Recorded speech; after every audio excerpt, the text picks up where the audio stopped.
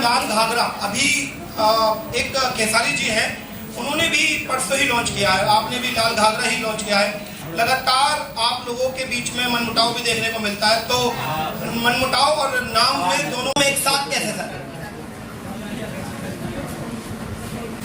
मनमुटाव तो मैं करता ही नहीं हूँ, हम सब लोग भाई हैं और भाई ही रहेंगे।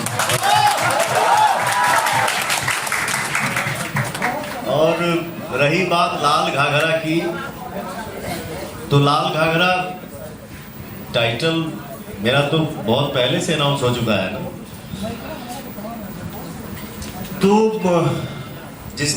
जिसका आपने नाम लिया वो मेरा छोटा भाई है और इंडस्ट्री है, एक छोटा सा परिवार है और परिवार में छोटी बड़ी गलतियां होती रहती हैं, उसको माइंड नहीं करना चाहिए। हम सब परिवार हैं और मिलजुल के काम करना है, हर लोग आगे बढ़े, मस्त रहे, खुश रहे। तो जी हाँ दोस्तों, कुछ भी कोई बोल दे लेकिन पावर स्टार बनने में उसे 7 जन्म लगेंगे। जी हाँ दोस्तों, इतना कुछ होने के बाद भी पावर स्टार पवन सिंह ने खेसारी लाल यादव को एक्सेप्ट किया। तो जी हाँ दोस्तों, आप लोग चैनल को सब्सक्राइब करके बेल आइकन को ऑन कर लीजिए ताकि अपडेट आपको देता रहूं।